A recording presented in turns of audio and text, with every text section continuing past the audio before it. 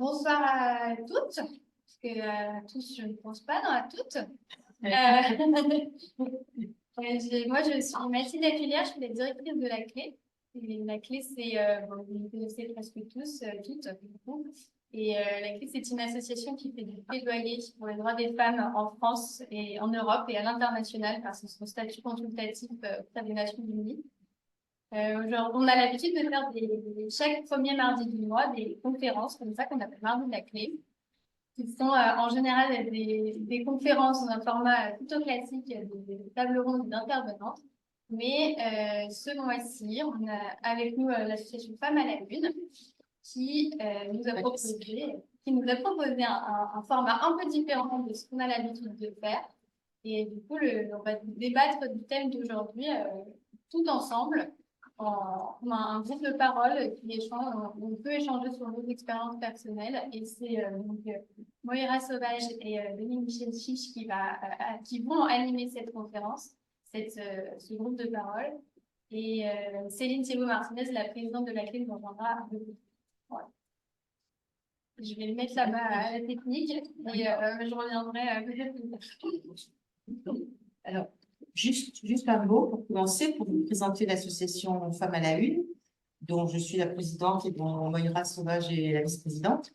L'association a 3 ans d'âge à peu près et on a commencé il y a 3 ans à réfléchir au thème de la vieillesse des femmes, mais sur un format traditionnel avec un ou une invitée qui avait écrit sur le vieillissement des femmes ou la vieillesse des femmes, parce que on est parti du principe et du constat que les vieilles ne sont pas des vieux et que la vieillesse des femmes n'est pas la vieillesse des hommes. Bien. Donc, on a commencé sur ce format traditionnel, une fois par mois, une fois tous les 2 mois, un ou une invitée, un gériatre, sociologue, psychanalyste, et puis présentation d'un quart d'heure, 20 minutes et questions. Et puis, à la demande de pas mal de nos participantes et adhérentes, il y a eu le désir de parler plus et de ne pas seulement poser des questions à un invité. Et donc, on a adopté le système du groupe de parole que nous avons commencé à animer cet automne, avec des thèmes, bien sûr, hein, pas juste comme ça, on est des vieilles, on va parler entre nous. Évidemment, à chaque fois, on a un thème. Et ça se passe très bien. Et non seulement c'est très intéressant, mais c'est très joyeux en plus. C'est très chaleureux et c'est très joyeux. Voilà. Donc, on s'est dit qu'on allait peut-être essayer de faire la même chose avec vous ce soir. On a choisi donc le temps, comment le temps se marque dans le corps des femmes. Et je pense que nous sommes là, je suis très contente de voir que nous sommes des générations différentes. Il y a déjà des vieilles, il y en a des vieillissantes, il y en a qui vont vieillir forcément un jour ou l'autre, mais qui n'ont pas tout à fait commencé à entrer dans la vie. Donc c'est très bien pour échanger là-dessus, parce que le temps se marque dès le départ hein, dans le corps des femmes. Alors je vais laisser peut-être Moira faire un petit topo. J'ai dit qu'on allait un petit peu présenter le sujet dans ce qui a déjà été écrit par des philosophes ou autre chose, et puis après peut-être lancer quelques questions.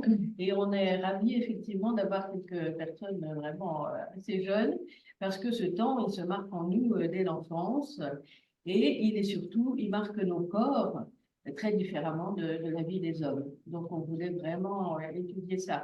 Alors, j'ai trouvé une citation de Julia Kristeva, des psychanalystes, philosophes, je crois aussi. « Les règles donnent une cadence à mon existence. Elles façonnent un temps des femmes, entre guillemets. » Et puis, une autre qui a beaucoup écrit récemment, qui a publié un livre qui s'appelle Les corps, ou Un corps à soi. C'est la philosophe Camille Froidevaux-Métry. Vous connaissez sans doute de nom. Donc là, je vais citer ce qu'elle disait. Au cours de sa vie, une femme éprouve des transformations physiques qui modifient profondément son expérience du monde. Il est absolument urgent d'en prendre pleinement la mesure. Parce que les femmes ne peuvent pas faire comme si elles n'avaient pas de corps. Les hommes, ils peuvent. Et les hommes, ils ont la possibilité de vivre d'une façon désincarnée. Toutes les transformations, tous les événements corporels qui jalonnent la vie des femmes, la puberté, la grossesse, la ménopause et la vieillesse, je rajouterais, qui n'est pas vécue de la même façon que les hommes, ça modifie de façon irréversible non seulement leur intimité, mais aussi le regard que la société porte sur elle. Parce que lorsqu'une jeune fille voit ses règles arriver, ses seins pousser, bon, c'est pas forcément très rigolo, quand ça arrive à 11 ans ou très jeune, en fait, elle change de statut aux yeux de ceux qui l'entourent. Elle devient un corps sexuel. Et cette nouvelle condition va l'accompagner toute sa vie. Vous vous souvenez certainement du changement du regard des hommes dans la rue que vous avez expérimenté. J'ai envie de dire dans 2 minutes, puisqu'on l'a dit, c'est important. Je prévoyais de lancer à un moment cette anecdote personnelle. Quand j'ai eu mes premières règles, j'avais 10 ans et demi. Bon. Et d'un coup, ma poitrine est devenue à peu près celle qu'elle est maintenant. Donc, je ne sais pas si vous voyez, un enfant de 10 ans et demi, 11 ans, ce que ça peut donner. Et ma mère m'a dit, au moment de mes premières règles, à partir de maintenant, tu vas devoir bien te tenir. Et je me souviens de mon étonnement et de ma perplexité. Je ne comprenais pas ce que ça veut dire. Je n'ai compris que longtemps après. Ça veut dire, maintenant que tu deviens une femme, tu vas pas t'asseoir les jambes écartées n'importe comment, quand tu joues par terre aux cartes avec tes cousins, etc. Tu vas bien te tenir parce que tu deviens sexuée et désirable, donc c'est dangereux. Voilà, c'est exactement. Alors, qu'est-ce que vient faire le temps là-dedans? Avec la succession des cycles menstruels, les femmes, nous, ont fait l'expérience du temps qui passe, tout simplement la transformation du corps, mais aussi de la vie, des étapes de la vie. Et on a ce sentiment de la finitude. Spécialement d'ailleurs, peut-être à la ménopause, où d'un seul coup, c'est un espèce de coup près, on n'est plus jamais capable, mettons, de faire des enfants, etc. Donc, ce qu'elle dit, Camille Fragmométrie, c'est que ça influence toute notre façon de concevoir notre vie. On éprouve le temps comme une discontinuité, une rupture, mais aussi le retour du même avec les règles. Les hommes, alors ils ont la puberté, évidemment, et le corps qui change, la voix, le sexe, etc. Mais après, tout droit pour traverser la vie. Alors que nous, c'est fait de rupture, ça C'est moins droit, quand même, hein, linéaire. si je peux me permettre. Oui, voilà. Bon, alors, j'ai trouvé aussi une autre philosophe américaine qui s'appelait Iris Young, dont je n'avais pas entendu parler, mais qui a beaucoup écrit sur le corps des femmes et sur le temps qui passe et comment elles vivent ça. Alors, il y a eu beaucoup de critiques parce qu'à force de dire, c'est ce que nous disons, c'est que les femmes n'ont pas la même notion du temps, la même vie que les hommes, surtout avec ce qu'on entend pour l'instant, pas de différence entre les hommes et les femmes, etc., on va nous dire que c'est l'essentialisme. Les femmes sont forcément différentes des hommes. Il faut faire attention aussi de pas aller vers cette pente-là. Parce que pour le féminisme, c'est un petit peu ennuyeux et que ça renforçait finalement l'hétéronormativité et l'idéologie de la différence sexuelle, qui est même beaucoup remise en question actuellement. Mais quand même, on ne peut pas nier qu'on a nos règles, qu'on est peut-être enceinte et que voilà, on a plein de différences. Alors pour en revenir au temps des hommes et des femmes, le temps des femmes, il y a aussi il est pris par plein de choses, des tâches domestiques, parentales, charges mentales, sociales, moins de loisirs, moins de temps pour réfléchir, enfin vous savez tout ça. Moins de temps pour se soigner aussi. Et d'autre part, ce qui différencie aussi les hommes et les femmes, c'est que les femmes, vous savez, on vit plus longtemps.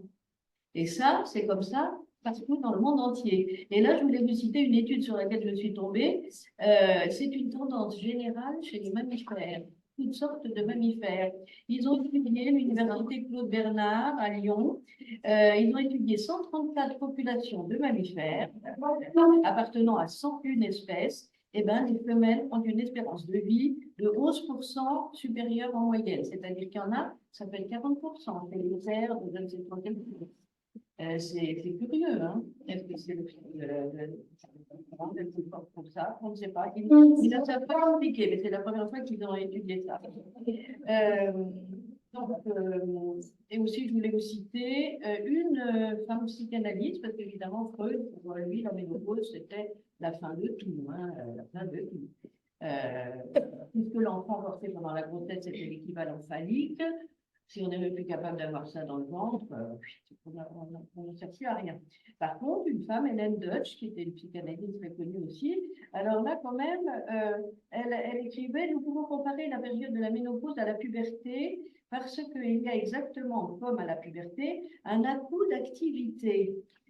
Toutes les forces du moi, une fois encore, sont mobilisées pour obtenir une meilleure adaptation à la réalité. Les anciennes valeurs s'effondrent et un désir de vivre quelque chose de nouveau, d'excitant se fait sentir.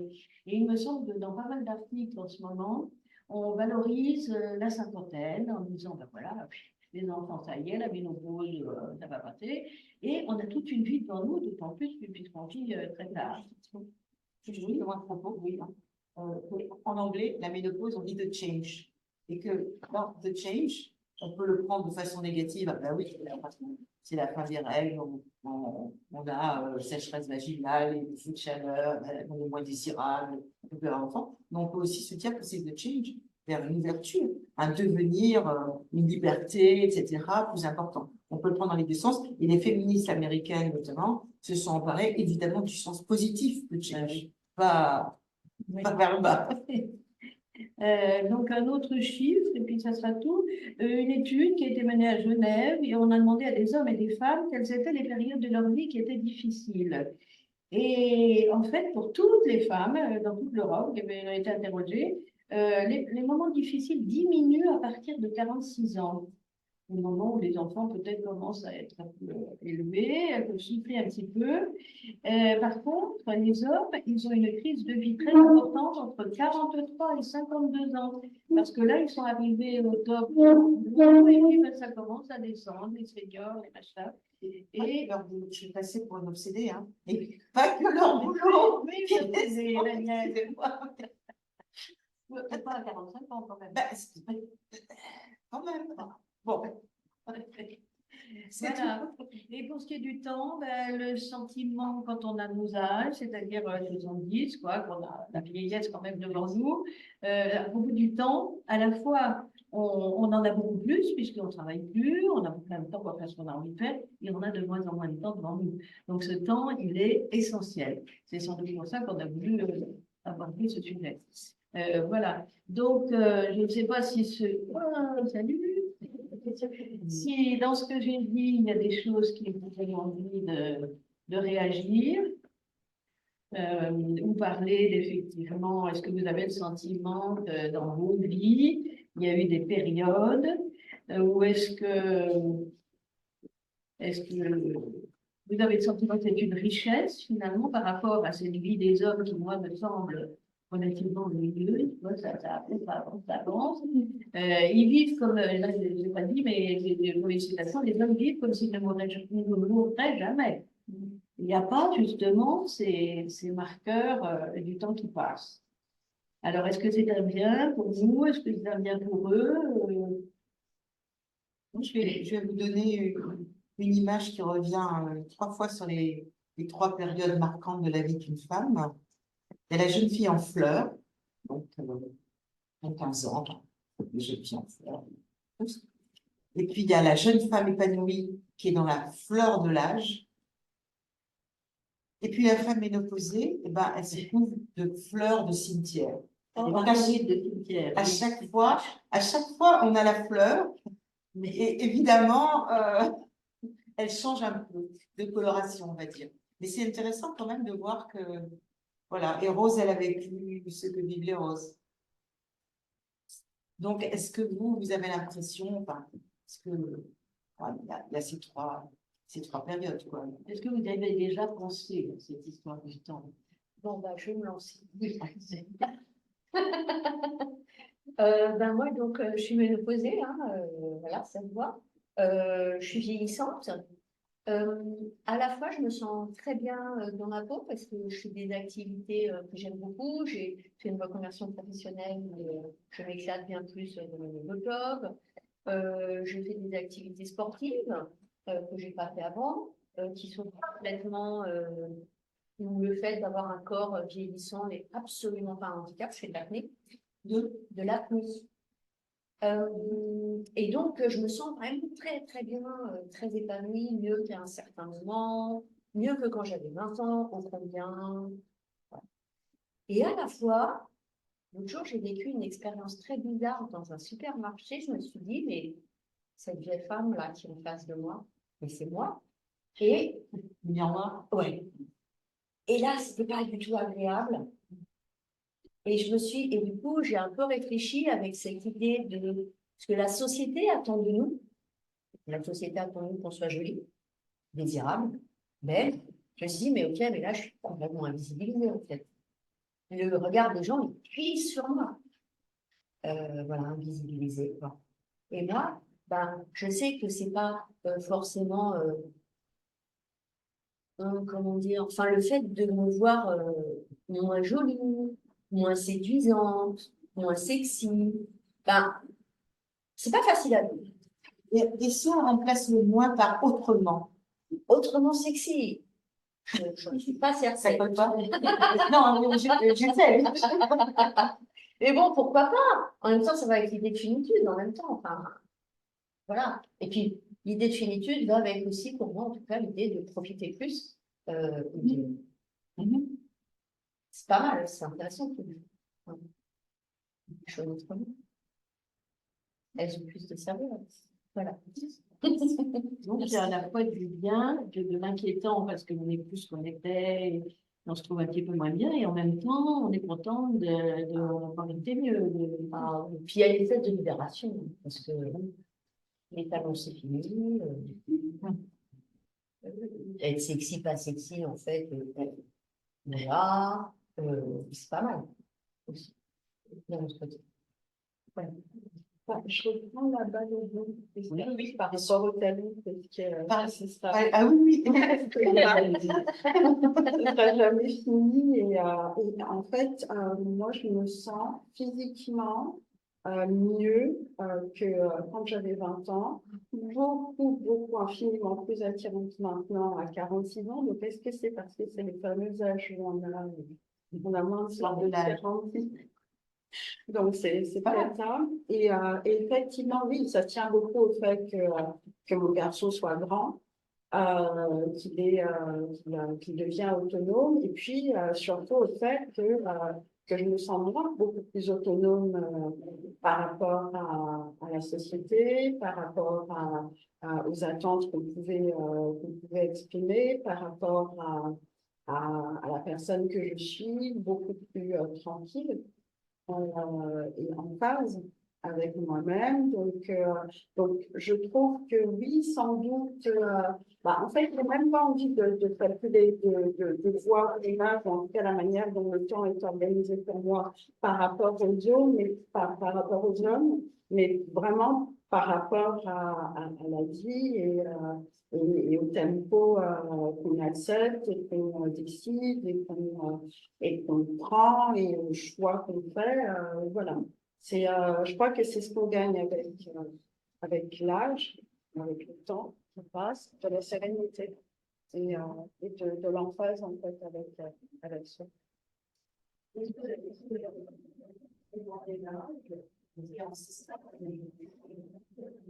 Alors 46 ans, d'accord. C'est vrai. C'est juste que j'ai plus de temps pour après, à un moment, le compteur a tourné quand même pas mal. On a l'impression qu'il tourne de plus en plus vite. Alors, c'est pas vrai, mais on a cette impression parce qu'il reste de moins en moins de temps. Donc, moi, non, mais je connais assez bien mon raccourci elle aussi. On est un peu boulimique d'activité comme ça, parce que voilà. Parce qu'il y a demain, il y a après-demain, après, bon, voilà. Donc, c'est clair qu'on est un peu pressé. On a plus de temps et on le remplit plus. Alors, pas tout le monde, hein, évidemment. Mais nous, enfin, en tout cas, c'est notre façon à nous de vivre ça. Et c'est différent des hommes, simplement. La sérénité, c'est génial de l'avoir déjà à 46 ans. Parce que nous, c'est de la sagesse, de la vieillesse, tout ça, on essaye. Et 46 ans, j'étais encore tellement d'activité que... Est-ce qu'il y a ça aussi, la vie On peut être hyperactive et sereine. C'est ça que vous disiez, Ouais. hein, en fait. Ouais, c'est exactement ça. Faire les choses, mais ne plus faire. Alors, je crois que l'envie de faire des choses, mais je ne peux pas parler au nom de tous, je pense que l'envie de faire des choses, ça dépend aussi des objectifs qu'on s'est fixés, de ce qu'on veut, de là où on veut aller, de là où on va arriver.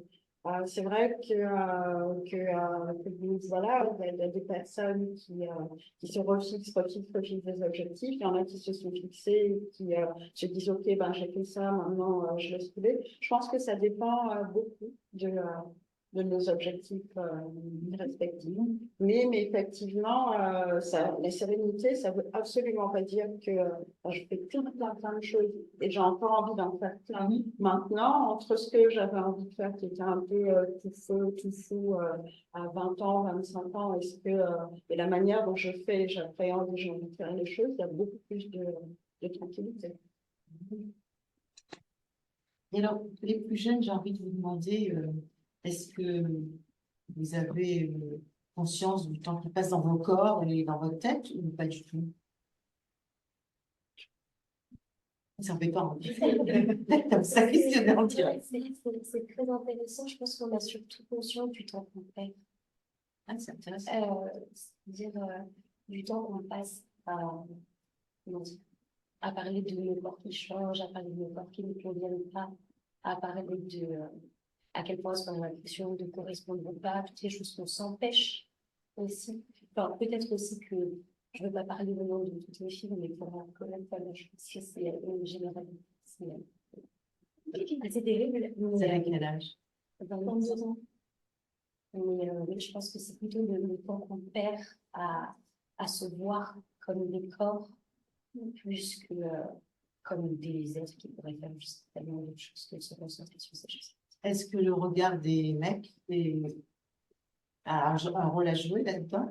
Je pense que moi, je vais dans la même direction que toi, c'est que le temps qu'on perd, quand on vous entend sur le vieillissement, j'ai plutôt l'impression que quand on vieillit, on entre dans un temps d'homme, c'est-à-dire qu'on n'est plus une femme réglée au sens des règles qu'on nous impose et en plus des règles physiques, et donc d'une certaine temporalité qui est beaucoup plus incarnée, et que donc on s'affranchit de cette position, il faut être sexy, etc.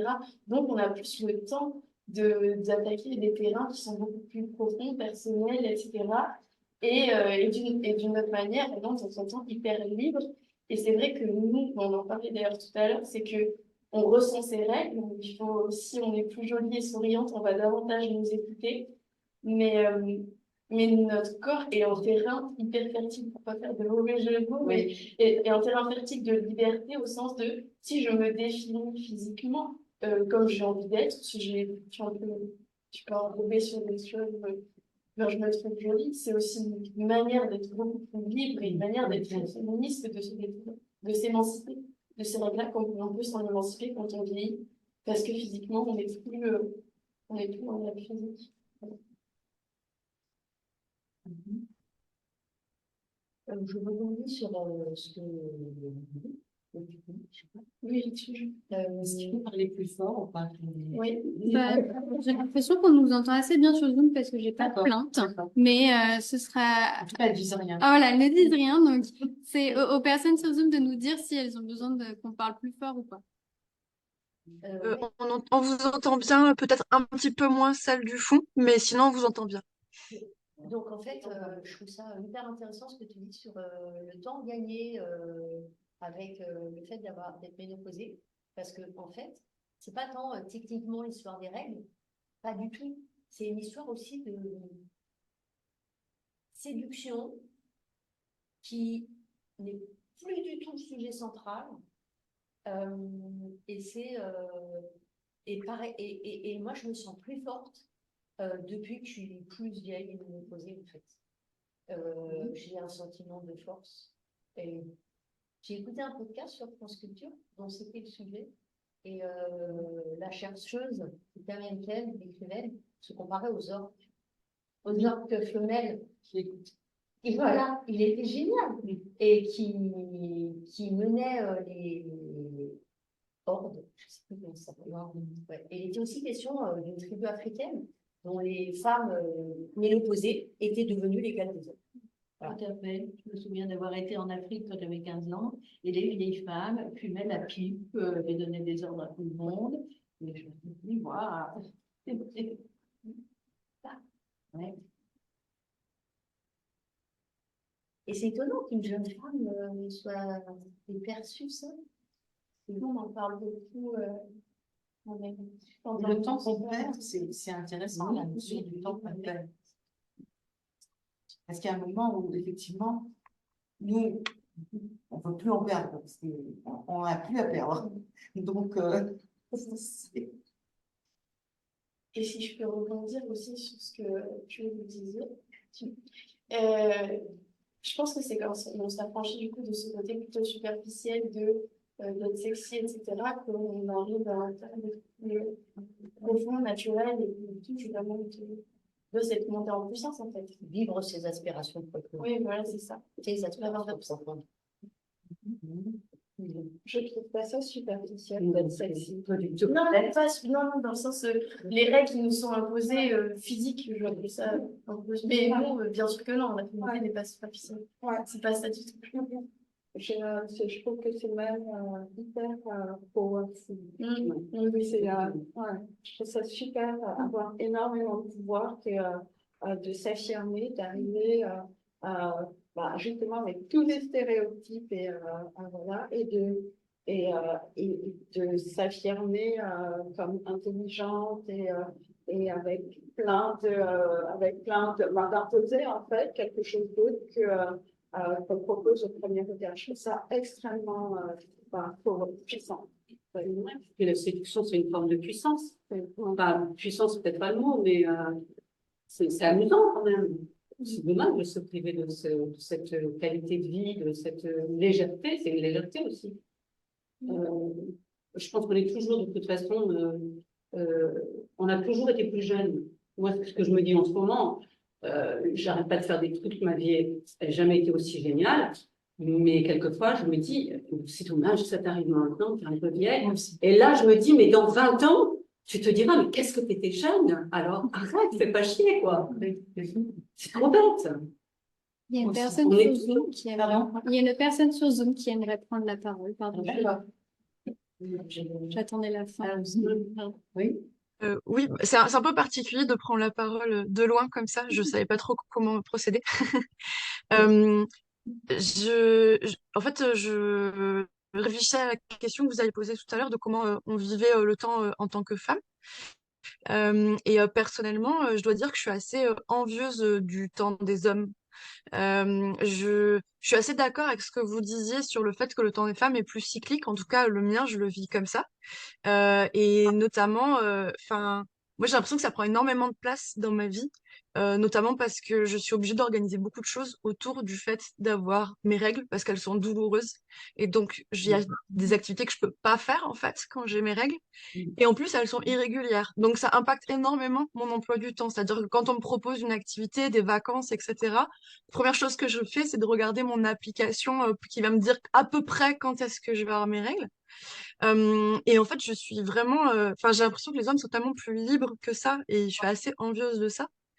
Et par ailleurs, bah, moi, j'ai 36 ans. Donc, enfin, je vais avoir 36 ans là. Et en fait, j'ai vraiment ce stress de l'horloge biologique là. Enfin, que d'ailleurs, enfin, le stress, il est très extérieur. On me le met beaucoup. La société me le met beaucoup. Et en fait, je rencontre plein d'hommes de mon âge qui ont pas du tout ce stress. Qui disent, oh, bah, peut-être j'aurai un enfant à 42 ans, 45 ans, etc. Et justement, ils ont pas ce côté où les cycles prennent autant de place et les temporalités, les étapes de vie prennent autant de place dans leur vie. Et je dois dire que oui, quand j'envisage un temps plus linéaire comme ça, comme celui des hommes, moi, ça me fait rêver, hein.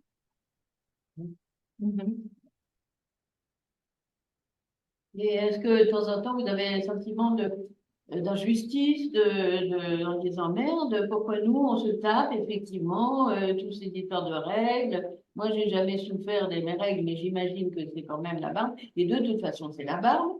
Et je me dis, merde, on pourrait peut-être, oui, les envier, c'est très intéressant de dire ça. Et en même temps, Et si je peux partager une expérience, le jour où j'ai commencé la ménopause, où ça s'est espacé, j'ai pleuré pendant 3 jours. J'avais eu plusieurs enfants, tout allait bien, etc. Et là, je me suis dit, mon Dieu, mais c'est le pied dans la tombe.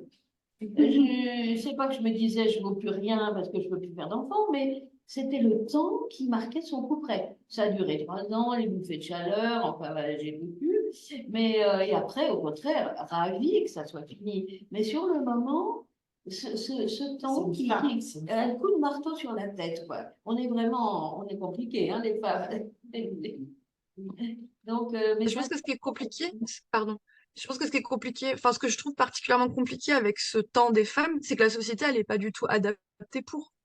Parce que, en fait, moi, en fait, je me dis pas que par nature, c'est mieux d'avoir un temps linéaire que cyclique et que, en fait, dans l'absolu, ça serait bien de jamais avoir mes règles, etc. Mais en fait, c'est juste extrêmement pénible d'avoir des règles, dans une société où tout est fait pour un temps, linéaire et pas cyclique, en fait. Et est-ce que, en annexe, est-ce que vous seriez pour ce congé de règles dont on a beaucoup parlé ces derniers temps, notamment pour les femmes qui ont des règles difficiles? Vous me posez la question à moi ou de manière générale? Oui, oui, Euh, parce que vous avez des règles douloureuses, c'est pour ça que je vous pose la question. Oui, eh bien, bah alors moi, oui, et de toute manière, je suis obligée de le prendre. Enfin, en fait, enfin, de toute manière, je peux pas me lever en fait, donc de fait, je suis obligée de prendre un congé quand j'ai mes règles. Mais je pense que il faut faire un travail sur les mentalités en parallèle, parce qu'il y a notamment certains secteurs d'activité où, bah, en fait, notamment les secteurs d'activité très machistes, si on dit je prends mon congé règle, c'est pas possible en fait de dire ça à ses collègues masculins. Moi, je passe ma vie à mentir en fait. À chaque fois, c'est ah j'ai eu un rhume, j'ai eu un machin, etc. Je peux pas dire la raison pour laquelle je suis pas au travail en fait. Mhm. Parce que moi aussi, j'avais l'impression, quand on a commencé à parler de ça, que ça pouvait être pénalisant, justement, d'avoir un congé pour règles douloureuses, que dans certaines entreprises, ça peut être stigmatisant et pénalisant. Donc, Mais moi, je pense que c'est vraiment bien, mais qu'il faut faire un travail d'accompagnement avec, pour apprendre qu'avoir ses règles, c'est pas la honte en fait. non, non, non. en même temps, il y a des changements ces dernières années avec l'association Les Règles d'élémentaire, avec tous les articles qu'il peut y avoir. Je pense que petit à petit, les mentalités changent, mais peut-être pas celle de ces messieurs, évidemment. Entre nous, on n'ose en parler. Entre nous, mais par exemple, les adolescentes, elles n'osent pas dire devant des garçons quelles sont leurs règles. C'est encore tabou, c'est clair. Oui. Enfin, vous n'êtes plus adolescente, mais presque. Vous êtes à la sortie. Je disais, même dans les couples, quand nous, autour de nous, il y a aussi des amis qui va dire, qui sont gênés s'il y a du sang, parce que les hommes, le sang, ça les dégoûte. Par rapport à leurs compagnons, Oui, il y a encore du boulot. Hein. oui, bah oui. Ouais. C'est plutôt tabou comme sujet. Ouais. Moi, une chose qui m'a surprise, c'est que tout à l'heure, vous avez dit des corps qui ne me conviennent pas. L'image, oui, c'est mon fait. Ouais. Le corps. Un petit peu plus fort, s'il vous plaît. Oui, pardon, j'étais en train de réfléchir. Oui, oui, quand je voulais dire des corps qui ne me conviennent pas, c'est le degré d'aisance qu'on essaye d'acquérir, et souvent de façon très difficile, mais je pense que c'est le travail de toute une vie, dans son apparence physique, dans sa capacité justement d'attirance vis-à-vis des hommes. Enfin, je dis ça dans une conception hétéronormée, parce que c'est la mienne, mais ça peut aussi être vis-à-vis des femmes ou quoi, également dans la capacité à séduire. Et c'est dans ce sens-là que je disais que le corps qui ne convient pas. Mais Suzanne Sontag, qui est une photographe et une écrivaine américaine, disait que avec l'apparition des règles, il y a une espèce de dédoublement qui se passe et les filles deviennent regardées alors que les garçons deviennent regardeurs. Est-ce que ça vous parle? D'où justement après le dictat, ça convient pas. Parce que s'il y a des regardeurs, il faut convenir aux regardeurs. Et puis je pense aussi qu'avec l'arrivée des règles, on passe de jeune fille à jeune femme malgré nous.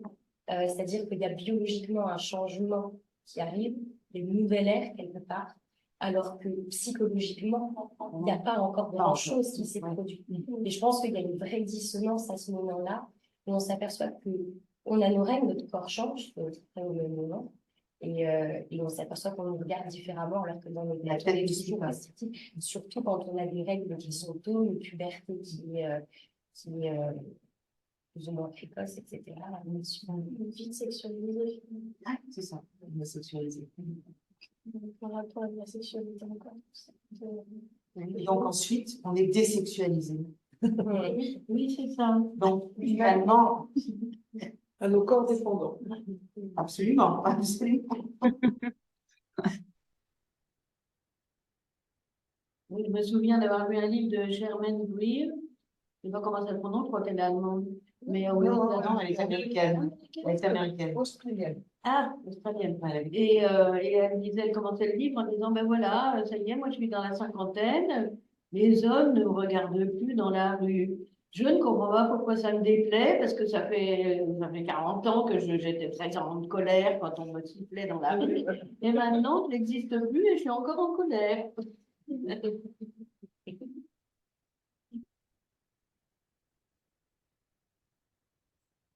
Ceci dit, le temps de la vieillesse, c'est aussi un temps où on se fait mal voir, etc., parce qu'on se fait appeler la petite dame.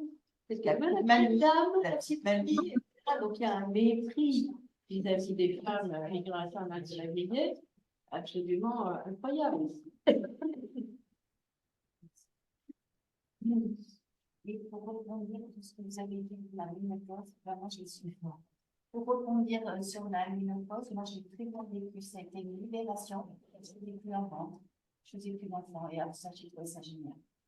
Mais en général, on a déjà arrêté de faire des enfants un peu avant la ménopause. Oui, mais là, j'étais libre. Oui, j'étais jeune, la ménopause. Et j'étais libre, quoi. Comme un mec, je pouvais faire ce que je voulais. On n'avait plus me regarder uniquement pour faire des enfants. Ça, j'ai énormément apprécié. Alors là, avec l'injonction de notre président de la République, qui a dit il y a 15 jours qu'il fallait réarmer démographiquement la France, ça, je crois qu'on n'est pas venu lui pardonner cette expression, il va la payer très cher. Alors, celles qui sont plus capables de réarmer, on va vraiment plus servir à rien, là, pour le coup. Et on coûte cher en plus, parce qu'on vit longtemps. On est un peu malade quand même, on a des bobos, donc on coûte cher à la société et on ne réarme plus la France. Donc on a tout faux là, vraiment. Notre corps a tout faux surtout. Oui, ça m'a fait penser à la savante éternelle. Comment? Ça m'a fait penser à la savante éternelle. Oui. Donc à faire comme en Allemagne, faire venir les Syriens, les Afghans, les Iraniens, pour ne pas parler pas. Je n'ai pas entendu. Non, j'ai fait qu'une solution dont je fais une allusion à ce qu'a dit Macron, a demandé Macron, ce qu'il va faire, qu'on peut faire comme l'Allemagne, c'est de faire venir des Syriens, enfin pour l'Allemagne aussi un problème de démographie. Ah ben, en Allemagne, il y a un vrai problème. Voilà, donc on a ouvert les frontières. En Allemagne, on sait pourquoi il y a plein, parce qu'il n'y a pas de crèche, il n'y a rien pour la petite enfance. Je veux dire, on peut faire aussi en France, on manque de gens en France, on ouvre les frontières et voilà. On accueille tout le monde. Ça va être compliqué avec la migration. Oui, je sais pas. Il n'est pas très cohérent. Pas cohérent du tout, parce qu'il a parlé aussi de l'infertilité et en même temps, les agriculteurs ont de nouveau le droit, enfin, c'est ça. Voilà, sur le glyphosate, alors on sait que c'est une on sait. Donc, des incohérences, il y en a tout le temps. En même temps. Oui, c'est ça.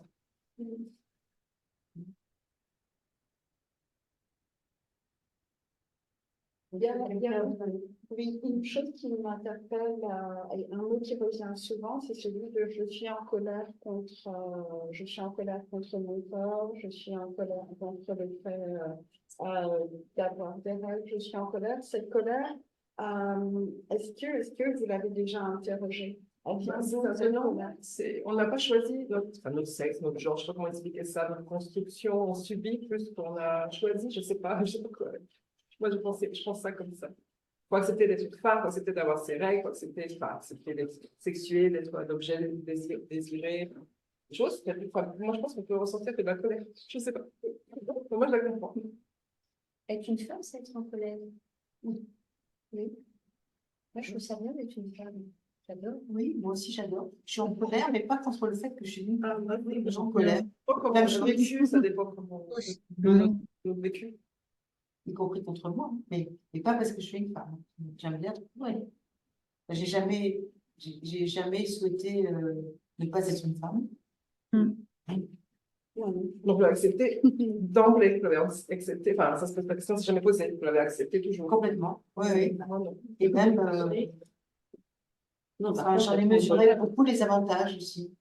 il y a aussi des inconvénients. Enfin, on peut être en colère. Enfin, nous, dans ma génération, quand on était enfant, on ne devait pas être en colère parce que Ah, pour les adultes. les garçons. Ah, bah oui, oui, oui, bien sûr, bien sûr. Ah oui, oui. Ça, les voilà, filles à j'ai- table, les j'étais en filles colère, mais j'ai à table. jamais dit, Voilà. j'ai jamais dit que je voulais être à la place de mon frère. Ils ont tapé ça pendant des années. On n'était pas traités de la même façon. Mais bon. On était en colère. On était très en colère. C'est parce qu'on a été en colère, d'ailleurs, que ça a changé. Oui, oui, oui, bien sûr. J'avais lu un livre qui s'appelait Le pouvoir de la colère. Et je pense que les femmes féministes dans le monde entier que j'ai rencontrées, c'est bien parce qu'elles étaient en colère face aux injustices, mais pas du tout contre le fait d'être des femmes. Par contre, vous dites que vous n'étiez pas ravie vous n'étiez pas ravie. Non, enfin, c'est vrai que moi, je suis d'origine étrangère, je suis née à Paris de parents étrangers, et c'est vrai qu'on vient d'une société très patriarcale, on vient de l'ex-Yougoslavie, Serbie. Effectivement, je devais être un homme. C'est mal barré. Et donc, toute ma vie est un peu, je suis un peu un homme raté. Je peux m'expliquer, j'ai fait des choix un peu bizarres. Un choix familial difficile. Enfin, un choix familial.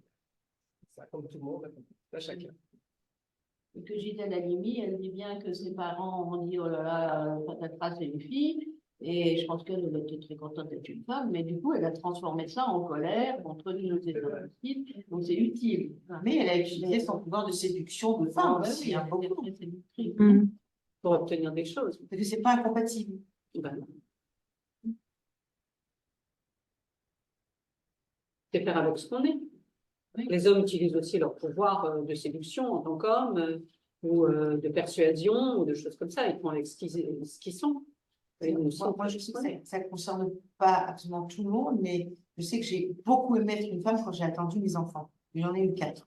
Et j'ai beaucoup aimé cette période-là, enfin, les grossesses.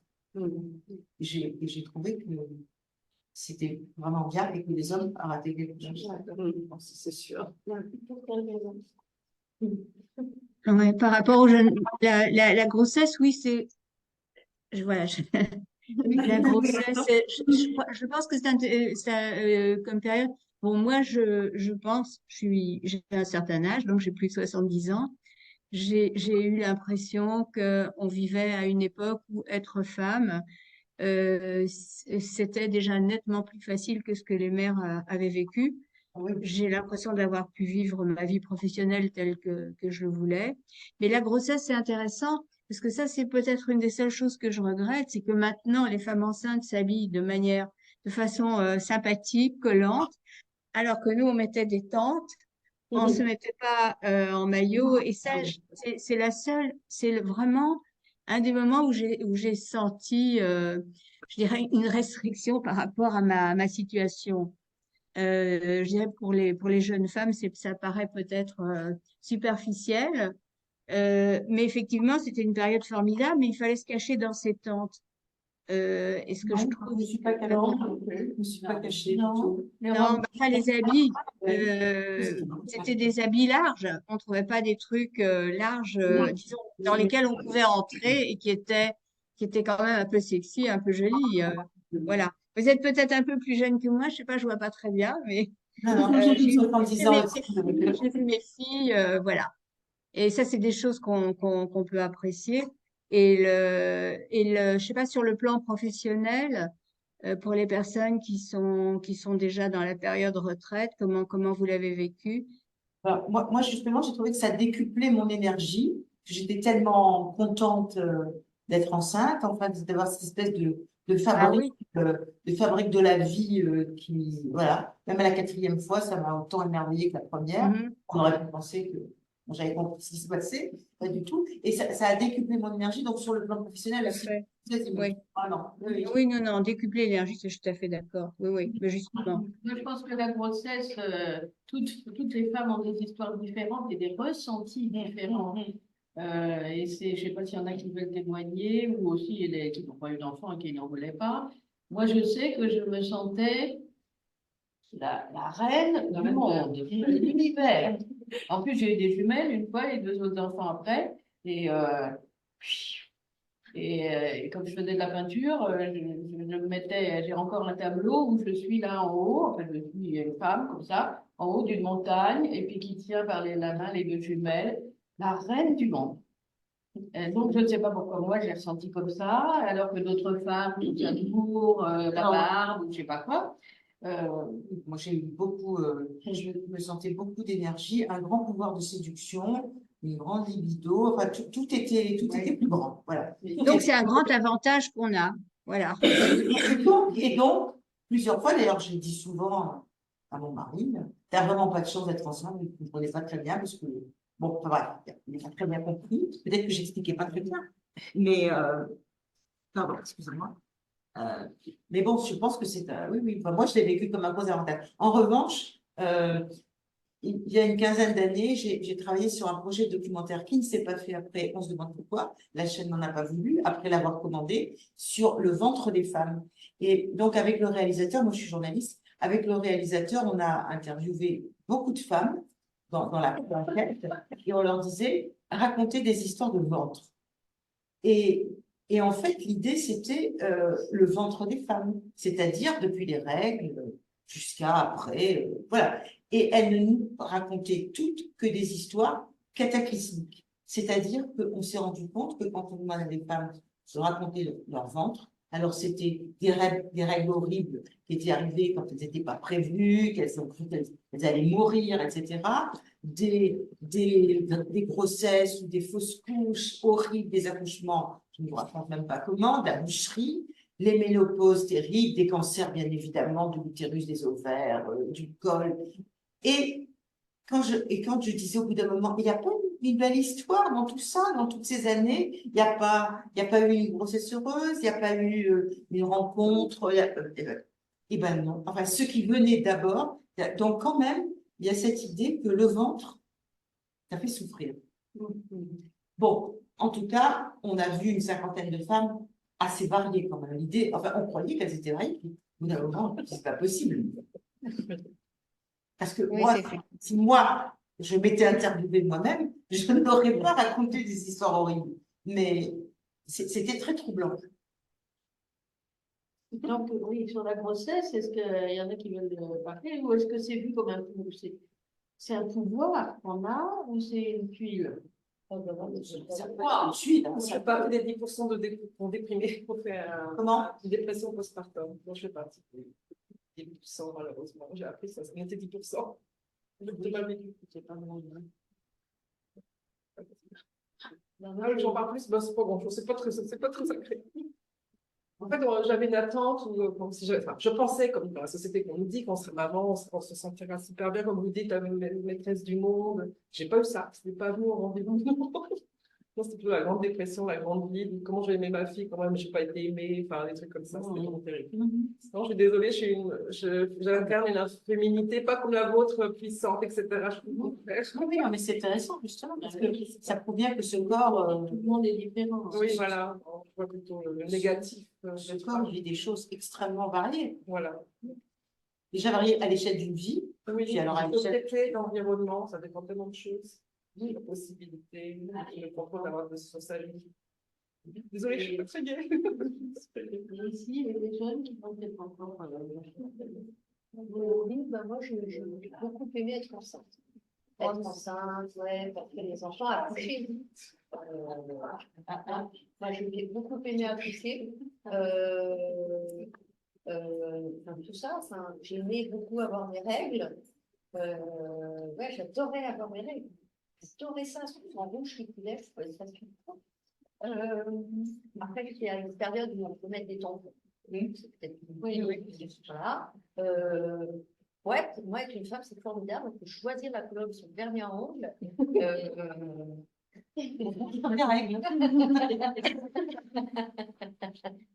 Enfin voilà, et le ventre, ouais, beaucoup de plaisir. Voilà. Mais après, j'ai pas eu de douleur que j'ai des règles. Être enceinte, c'est plus facile.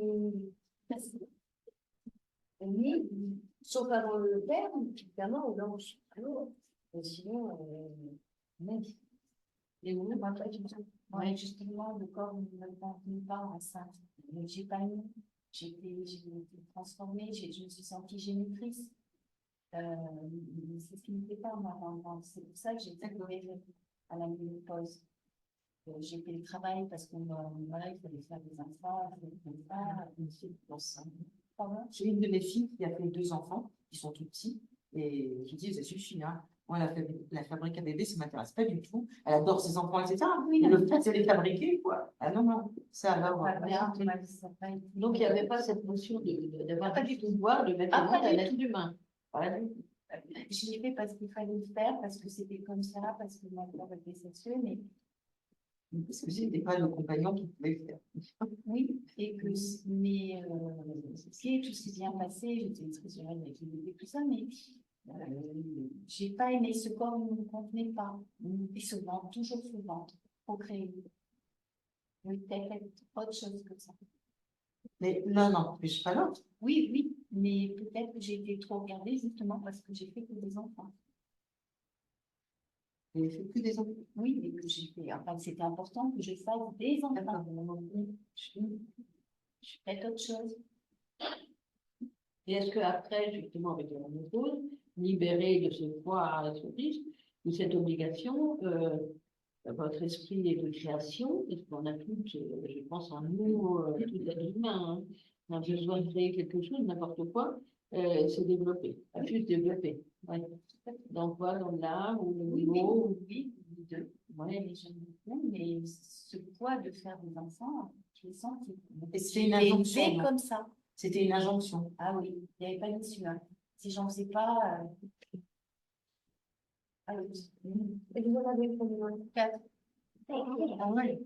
Ouais. Oui, donc c'était pas obligé, ça. Franchement. Si, mais si. Ah si, c'était obligé parce que j'ai eu 3 filles, donc pas la garçon. Ah, C'est comme classique. oui, tu l'as raté. Pas de force. Comment ça, vraiment? Non, enfin, j'ai pas fait le garçon tout fait. Mais voilà, moi, c'est mon vécu, c'est mon histoire. Hein. Je suis désolée. Hein. Je dis ce que j'ai vécu et ce qui est ma réalité. Et c'est une réalité. Voilà, c'est tout. Famille très heureuse, peut-être. Oui. Ouais.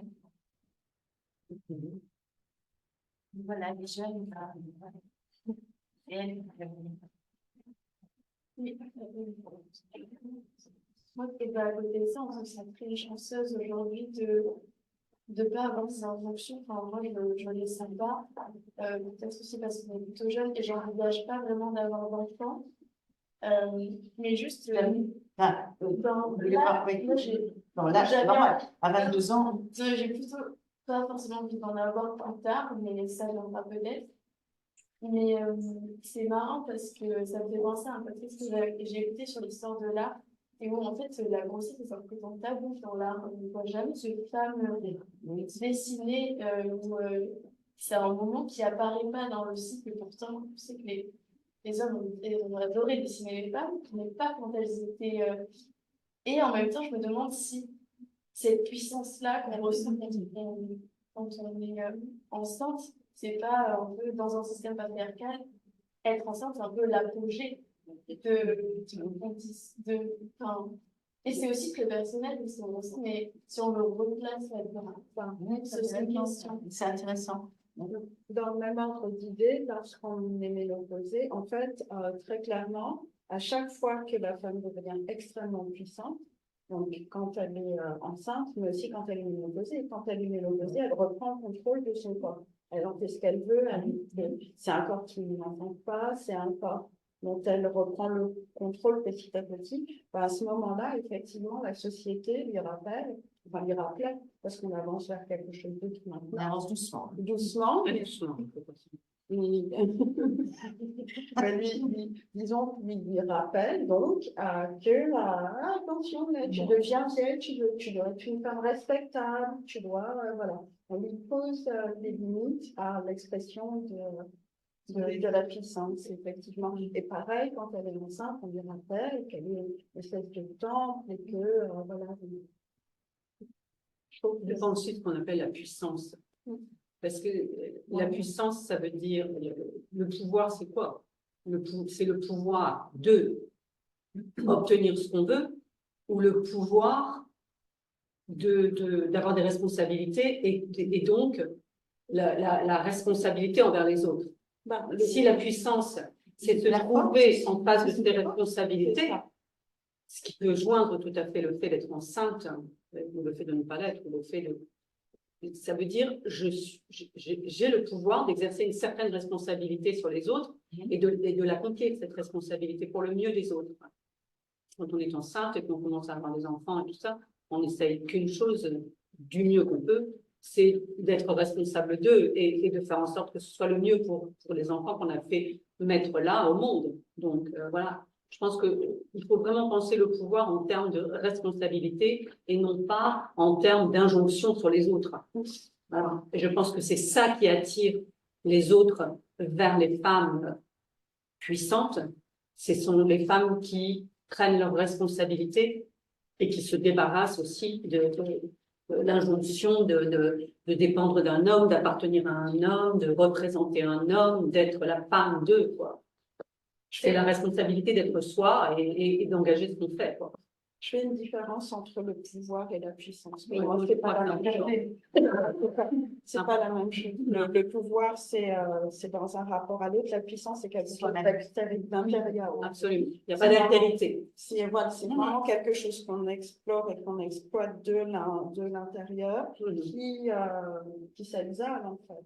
Qui s'exhale et dont on profite ou pas, dont on décide ou pas de profiter, mais qui n'est pas dans un rapport à l'autre. C'est vraiment quelque chose d'intérieur. Est-ce que tu voulais intervenir? Oui, mais ça m'étonne que vous mettiez la barre à la ménopause. Je veux dire, bien avant la ménopause, on pouvait prendre la pilule, on pouvait avoir un stérilet. Ben, je veux dire, le corps, enfin. Alors nous sommes une génération, la première génération qui a connu la contraception. Ben oui, ben moi j'en ai profité, je peux vous dire. Moi aussi. Je veux dire, franchement, je n'ai pas attendu la ménopause, je vais dire très grossièrement, pour m'envoyer en l'air. C'est pour ça que ça m'étonne que vous mettiez une barre à la ménopause. Ben non, avant, on peut faire des choses. On ne dit jamais assez que nous, en gros, les jeunes septuagénaires, nous avons bénéficié de la contraception, éventuellement d'avortement en cas de pépin, mais nous avons été la génération sans sida, c'est-à-dire qu'on est vraiment, on a été coincés entre la génération de nos mères, pour qui la grossesse était évidemment, ça les menaçait en permanence, et après les générations des plus jeunes, et Nadia Quadra, qui m'ont grandi avec le sida, qui sont entrés en la vie sexuelle avec le sida. Donc oui, on a expérimenté la liberté totale. Ben oui, mais moi, j'ai jamais été, j'ai pas été inquiète du sida. Voilà. Non, mais alors que nos je fais enfants partie de la génération qui a vécu le sida en plein, ben, je vais dire. Mais bon. Parce que la ménopause, c'est pas que un passage physique, c'est aussi un symbole. Et le symbole, il est là, quoi. Et surtout, la société dans laquelle on vit appuie sur le symbole. Enfin, je veux dire, pour les hommes, une femme ménopausée, c'est invisibilisée, quoi, inexistante. Alors, on ne se présente pas comme des femmes ménopausées en même temps. Ça veut dire quoi? Non plus. Non, mais ça veut dire, oui, voilà, c'est ça. C'est pas. Oui, mais enfin, je veux dire. Bonjour, Daniel, je suis opposée. Non, c'est. Donne ma carte. Tu veux mon 06 maintenant? Ça, c'est un peu plan de marché.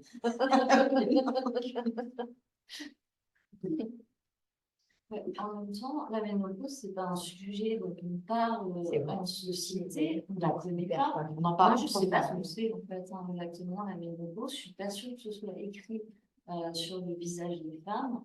Il y a des personnes qui sont ménopausées très tôt. Moi, j'ai été surprise. J'ai une amie qui m'a dit qu'elle avait été ménopausée, je ne sais pas moi, 38 ans, 45 ans. C'est jeune, suite à un stérilet ou des choses comme ça. J'ai pas 42 ans, moi.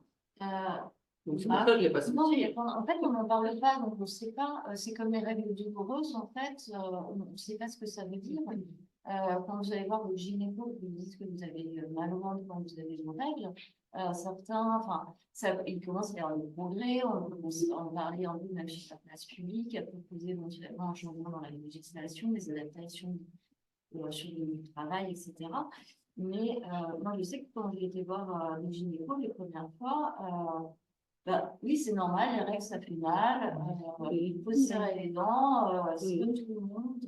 Comme l'endométriose. Oui, mais on d'ailleurs, seulement à parler de l'endométriose. C'est très diagnostiqué pendant très longtemps et qu'ils ne le sont toujours pas parce que les gynécos vont dire à leurs patientes que c'est normal d'avoir mal pendant ces règles, certains ne vont pas le dire parce que j'aurais toujours inculqué ça. Et du coup, c'est très compliqué de savoir à partir de quand ça devient vulnérable, à partir de quand c'est problématique, à partir de quand est-ce que ça peut être le symptôme de trouble ou pas. Enfin, parce que je pense qu'on n'a pas du tout la même manière d'avoir nos règles, il n'y a pas une. Enfin, pas de règle. Voilà, il y a peut-être une vie pour les femmes. Et puis, avec ces histoires de pilules, on peut aussi pas avoir de règles. Non, il y a le truc des représentations. Moi, je fais partie de la tunnel de la comédienne de 50 ans.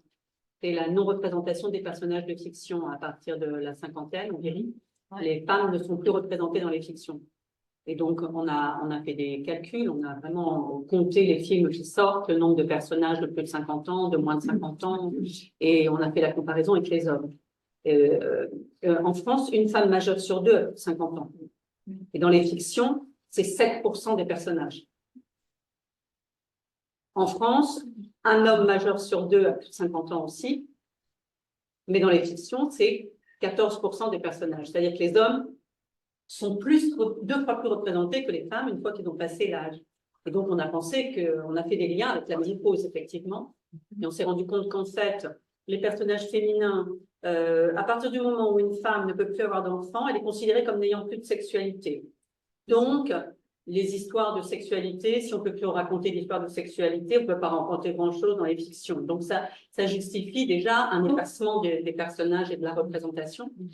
Et puis, comme la sexualité des femmes est complètement liée à leur capacité de reproduction, elles ne sont plus du tout intéressantes. Elles ne sont plus des objets fictionnels. Voilà. Donc, on travaille beaucoup à faire quelque chose, justement en faisant paraître des chiffres tous les ans. Et je crois que quand il y a des rôles qui impliquent que le personnage à 50 ans, on le fait jouer par des comédiennes plus jeunes. Bon, alors, en plus de ça, on le fait tout le temps. Mais il y a aussi le fait que, ce qui est remarquable aussi, c'est qu'on considère que les femmes, au-delà de la ménopause, ne travaillent plus. Alors que les hommes, les acteurs, nos amis acteurs, peuvent représenter jusqu'à presque 80 ans, un homme qui est en pleine activité. Et alors que pour les femmes, à partir de 45 ans, on commence à ne plus avoir de propositions de femmes actives. Elles ne peuvent pas non plus être actives puisqu'elles ne peuvent plus faire d'enfants. Et après, il y a le fait d'être la mère. Est-ce que c'est lié au fait de ne plus pouvoir faire d'enfants ou aussi au vieillissement physique, enfin qui gêne pour les femmes et qui ne gêne pas du tout pour les hommes, c'est ça. Les hommes mûrissent, les femmes vieillissent. Voilà. Des Simone Signoret, n'est-ce pas? Donc voilà, mais c'est assez intéressant par rapport à tout ce qu'on se disait, parce que ça, c'est les représentations, donc ça signifie vraiment quelque chose. Et voilà, et nous, on a vraiment fait le lien avec le fait que la sexualité des femmes signifie quand même fécondité, quoi. Il n'y a rien à faire, ça reste quand même carré comme ça, quoi, voilà. Et le rôle de grand-mère. Alors, les rôles de grand-mère, bah, d'abord, ça ne dure pas longtemps. Non. Puis en plus, pour eux, vraiment, le rôle de grand-mère, c'est Mamie Nova. Oui, c'est ça. Il faut avoir le petit chignon et tout. Donc, moi, quand j'ai eu même pas 50 ans, j'ai été castée pour les escaliers Stena. Les escaliers qui montent et qui descendent. Oui. Ah, Le siège à qui. incroyable. Et le type qui devait jouer mon mari, eh ben lui, c'est celui qui le joue. Et lui, il a 80 ans. Voilà. Et c'est tout le temps comme ça.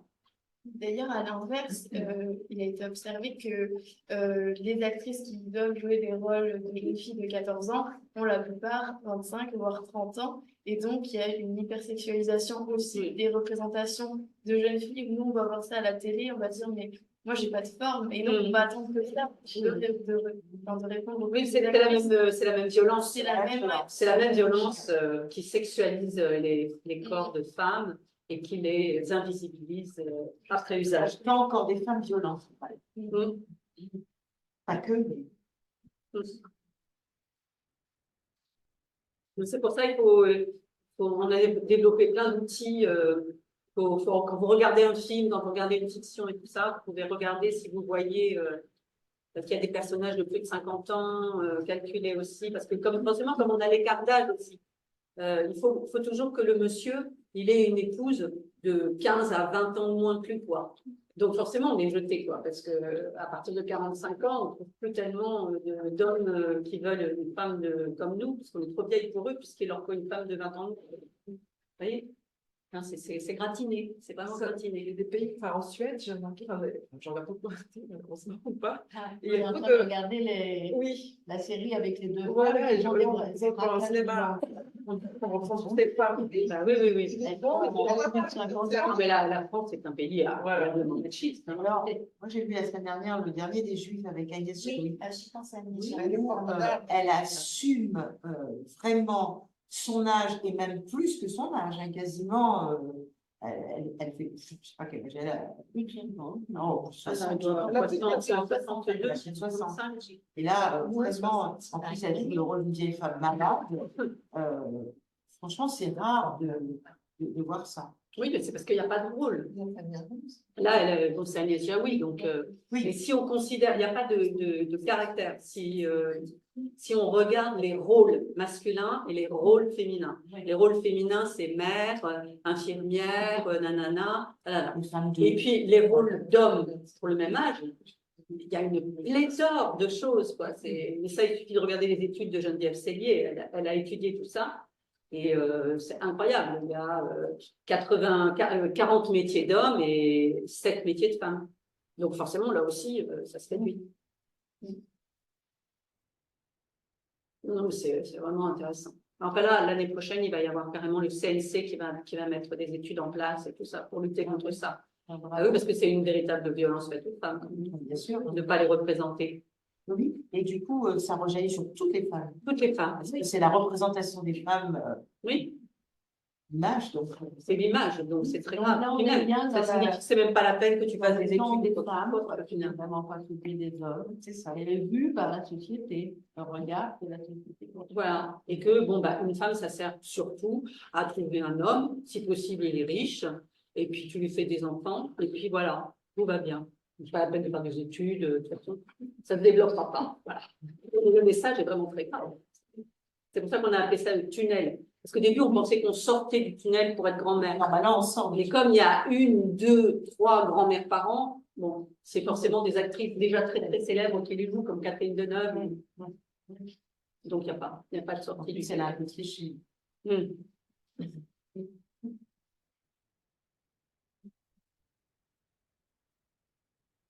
Est-ce que quelqu'un veut ajouter quelque chose à tout ce qu'on a dit?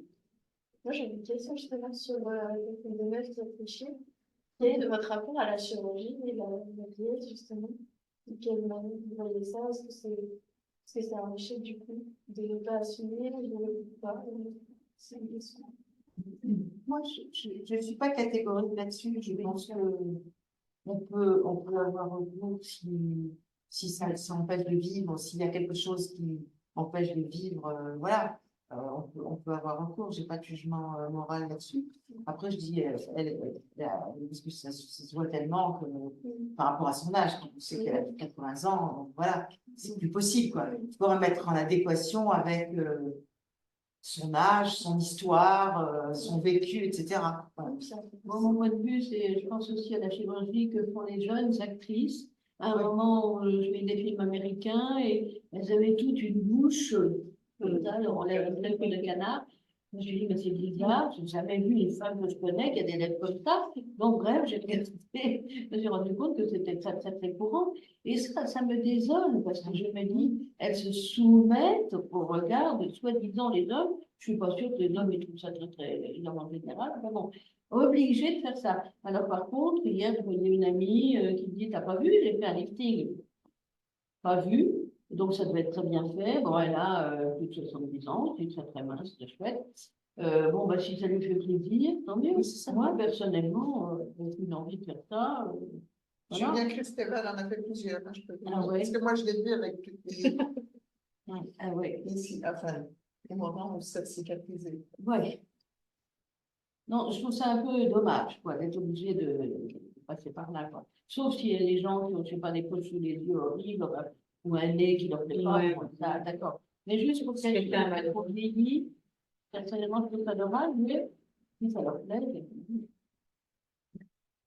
je sais pas. Moi, je voudrais pas, personnellement, j'aurais peur.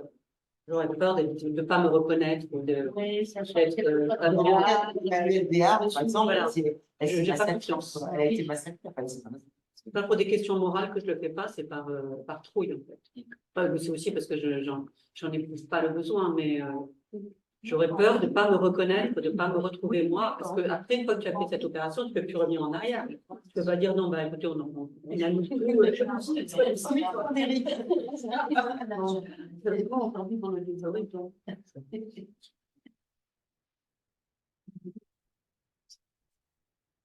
Non, mais c'est vrai que ça se généralise chez les jeunes couples, quoi, apparemment.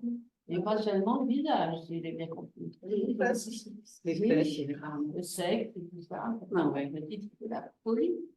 Oui. Le Brésil. Au Brésil, il commence à 15 ans. Hein. Oui. Elle commence à 15 ans, les filles.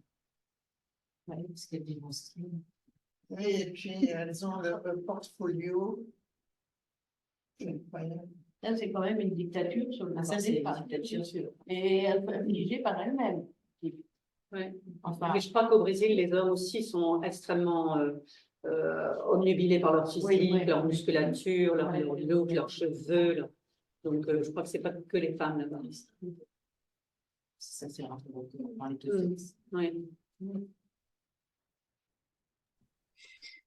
Je suis pas sûre d'avoir bien compris ce que vous avez dit. Peut-être que j'ai mal compris, mais j'ai compris que vous disiez que c'était les femmes qui s'imposaient elles-mêmes le fait de Oui. enfin de recourir à la chirurgie. bah, Enfin, je suis pas d'accord avec ça. Euh, Enfin, en fait, notamment les actrices qui font beaucoup de chirurgie, elles expliquent bien que si elles l'ont fait, c'est pour continuer à avoir des rôles. C'est justement ce que expliquait. Je ne sais pas qui a parlé tout à l'heure parce que je ne la vois pas à l'écran, mais il y avait une dame qui a pris la parole pour parler des rôles féminins et du fait qu'on n'a plus de travail après un certain âge. Nicole Kidman, par exemple, elle a expliqué que, en fait, c'est pas elle qui s'est dit, ah, tiens, je vais entièrement me faire refaire la tête 4, 5 fois ou 6 fois. C'est parce qu'en fait, elle voulait garder du travail. Et elle-même, elle dit maintenant qu'elle en souffre beaucoup de plus se reconnaître, etc. Et en fait, je pense pas que, enfin, je pense pas que c'est les femmes qui s'imposent ça toutes seules, en fait. je parlais des jeunes brésiliennes, pas des Oui, mais actrices. même quand on est jeune et qu'on fait de la chirurgie, enfin, moi, j'ai fait de la chirurgie quand j'étais jeune, par exemple, c'est parce que j'étais hyper complexée. Et c'est pas sorti de nulle part, en fait. Enfin, c'est clairement la société qui m'a complexée, en fait. Enfin, Oui, et mais d'ailleurs, enfin, moi, je sais qu'aujourd'hui, j'aurais pas fait ces choix-là quand j'étais plus, enfin, comment dire, c'est inconséquent ce que je dis, mais, euh, si j'ai fait ces choix-là à l'époque, c'est parce que le féminisme n'était pas rentré dans ma vie et que j'avais aucune source qui venait contrebalancer les injonctions faites par la mode, les magazines, etc. Et donc, je pense que c'est aussi pour ça que c'est important de donner ces outils-là aux jeunes femmes pour qu'elles puissent faire des vrais choix. Mais je pense que des femmes qui font le choix de la chirurgie, euh, pour modifier leur corps, je pense qu'il y a toujours des injonctions derrière. Bien sûr. Bien sûr, bien sûr. Avec Sauf je me souviens d'une amie à moi, elle avait une poitrine très, très, très volumineuse par rapport à son corps. C'était très lourd, elle lui fait mal au dos. Bon, elle a fait diminuer. Bon, ça, c'était presque médical, quoi. Bon, Ah oui. pas bon. Mais on ne juge pas, on ne critique pas. Hein. On sait bien que la société nous oblige à tellement de choses.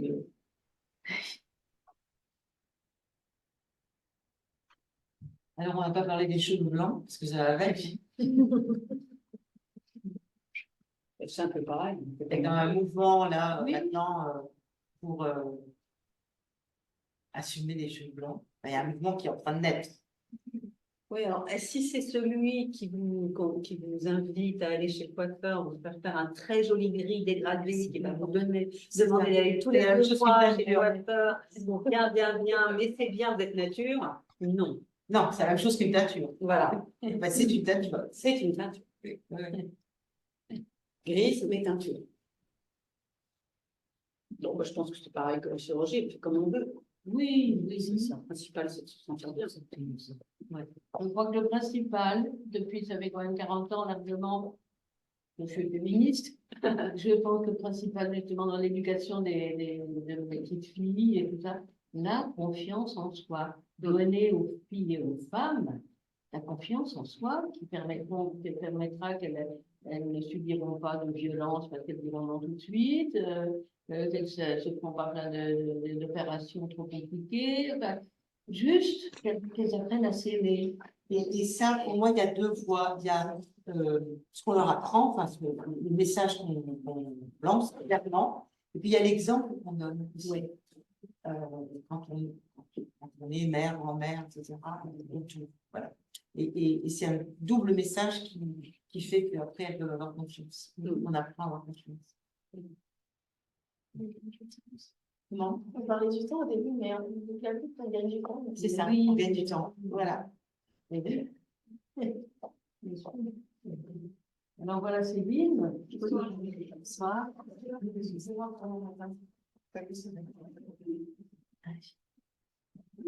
Tu veux parler un petit peu de la clé on a beaucoup déjà. On a bien parlé de plein de choses. Je vais essayer de me faire le débat parce que c'est. Alors, moi, je suis Céline Thiebaud, je suis Céline Thiebaud-Martinez, je suis la présidente de la CLE, la coordination pour le lobby européen des femmes. Je suis au sein de la CLE. Donc, la CLE, c'est une organisation, c'est une coordination d'associations.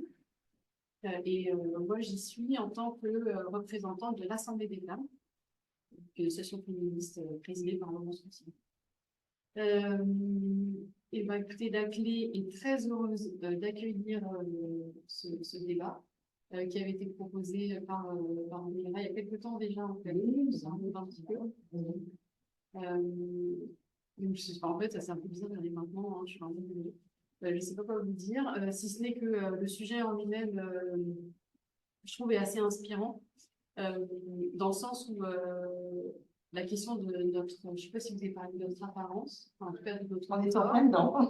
Voilà, est-ce que l'apparence c'est vraiment le corps, enfin, voilà. Je pense que la question de notre apparence, quand je dis nous, je parle des femmes, c'est une question fondamentale puisque ça matrice à peu près toute notre existence, de notre naissance jusqu'à notre mort. Enfin, je connais vraiment pas le sujet, hein, mais vraiment merci d'avoir mis le message. Je suis désolée d'avoir raté le début, mais vous avez sans doute, j'imagine, parlé des injonctions de la société vis-à-vis des femmes, qu'on lui demande toujours d'être parfaite, pimpante, souriante, pas fatiguée, mais par contre très active quand même, parce que des fois, il s'en norme.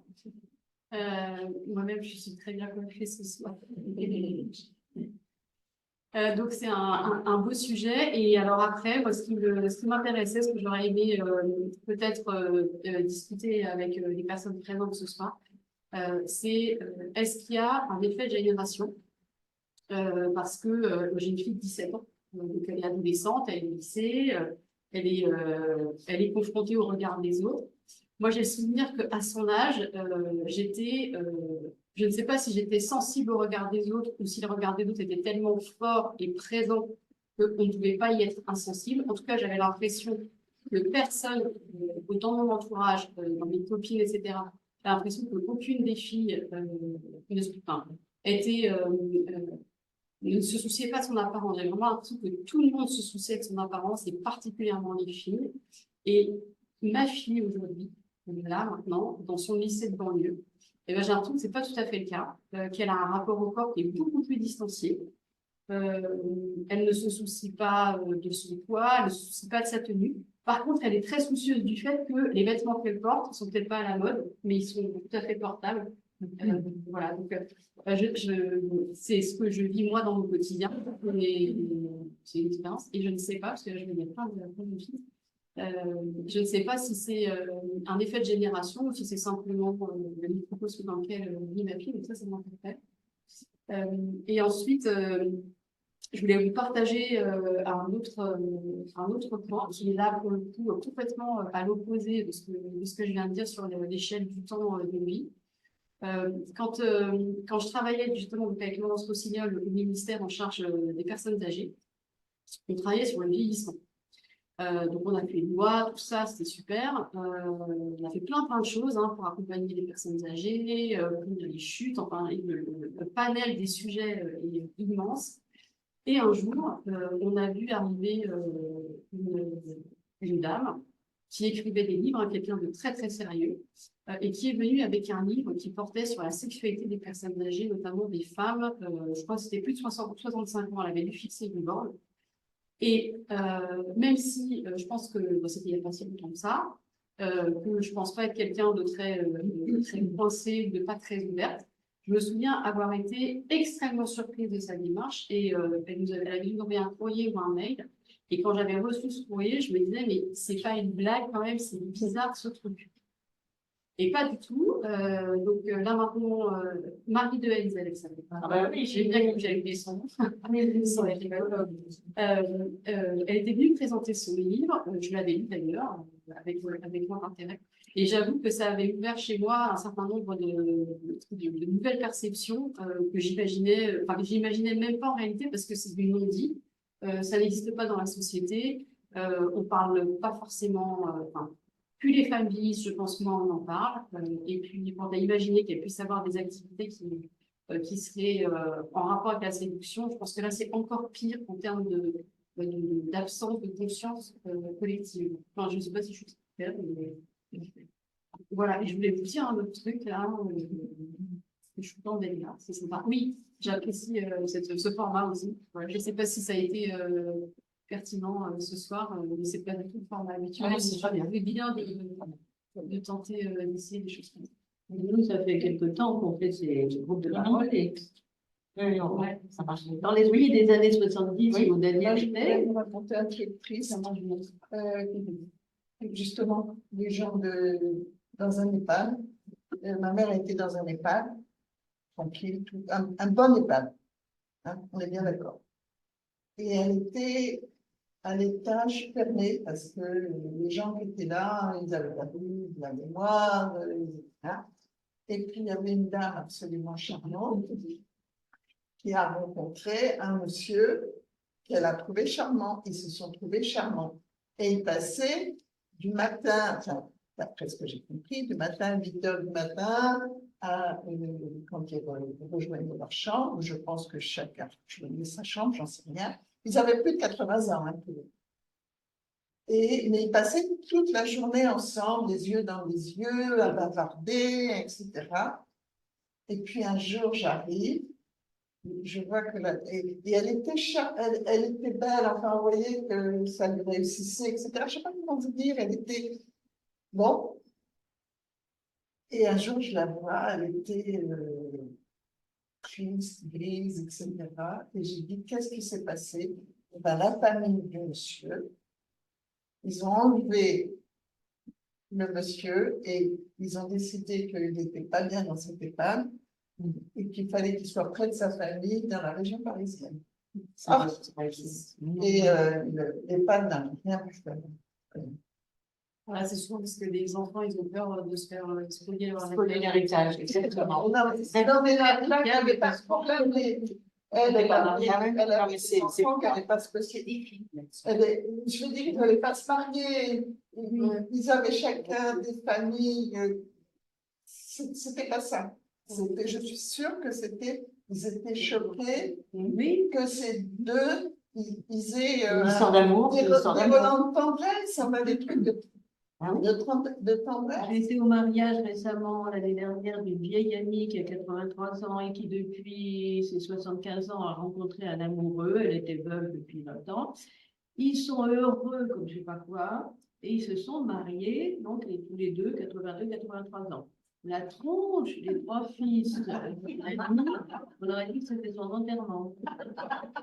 Non, mais c'est quand même. Oui. Après aussi, moi je pense que c'est un problème. Enfin, il y a des personnes dans la société qui n'ont pas de voix, qu'on n'écoute pas. Et ça peut être des personnes âgées. J'imagine que dans la tête de leurs enfants, c'était là pour les avoir de sexualité, c'était fini. Hein. Enfin, mais je sais pas, enfin, on n'écoute pas les personnes qui sont porteurs de handicap psychique, on n'écoute pas. Il y a plein de gens qui n'ont pas de voix, ou alors on va penser à leur place, et ils vont faire à leur place. Les enfants aussi, enfin, je sais pas, les parents, c'est des enfants, enfin, c'est aussi normal. Mais enfin, je sais pas comment dire. Mais je trouve que, enfin, moi, je l'ai ressenti en tant que femme, mais je pense que quand on est aussi âgé, il y a une double peine qui fait que, je sais pas, si on a plus tous les dettes, ou si on a plus tous les moyens et qu'on ne pourrait plus prendre la société, avoir une place à part entière, mais j'ai l'impression que c'est plus compliqué aussi de s'affirmer, et puis d'être écouté surtout. Et pour en revenir à ce que disait Céline, est-ce que chez les jeunes, enfin bon, non, les âgés, mais est-ce qu'il y aurait un sentiment que peut-être c'était le regard sur le corps aurait un peu évolué, plus d'indépendance,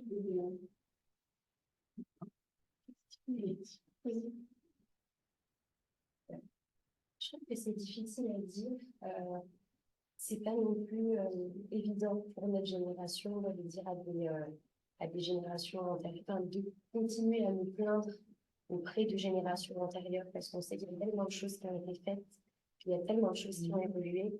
Pour autant, c'est aussi important de dire que nous, on était au collège dans les années 2010 et pourtant, il y a un rapport, comment dire, il y a un rapport au corps, à la puberté, une tendance chez les jeunes filles, et je pense même nous, les premières à cette époque-là, à s'hypersexualiser dans les tenues vestimentaires, potentiellement dans les comportements. Ça vient pas de nulle part, encore une fois, comme je disais, je sais pas comment vous appelez, mais voilà, ça vient jamais de nulle part, tout ça, mais je pense que, je sais pas, évidemment que d'un point de vue générationnel, il y a des évolutions, mais je pense qu'il y a aussi des questions d'éducation et des questions de milieu socio-économique, je pense, qui jouent beaucoup. Je pense qu'on ne dit pas le même rapport au corps, le même, comment dire, le même rapport à la séduction, le même rapport à la sexualité, qu'on soit dans un collège, dans un lycée de campagne, ou en pleine ville, ou dans un milieu plus aisé, ou en ville, etc. Les normes ne sont pas tout à fait les mêmes, les acceptations ne sont pas tout à fait les mêmes. Regarder, regardeur. Ah oui, bien sûr. C'est toujours, oui, il y a un lieu commun. on est d'accord? Bien sûr. Après, dans la manière, évidemment, ça peut varier un peu, mais dans le sens de la jeune fille ou la jeune femme directement dans son rapport à elle, qui est bien évidemment conditionné par son rapport à l'autre et par son rapport à l'homme. C'est complètement interdépendant. Mais je pense qu'il y a encore des différences aujourd'hui en fonction des milieux dans lesquels on évolue, même si effectivement il y a un lieu commun qui est celui, et peut-être que ça pour le coup c'est générationnel, une forme d'hypersexualisation parce qu'on a cette adulation de la télé-réalité, de certaines stars, etc. Et sans vouloir faire des généralités sur ma propre génération, sur celles qui viennent après moi, je pense qu'il y a...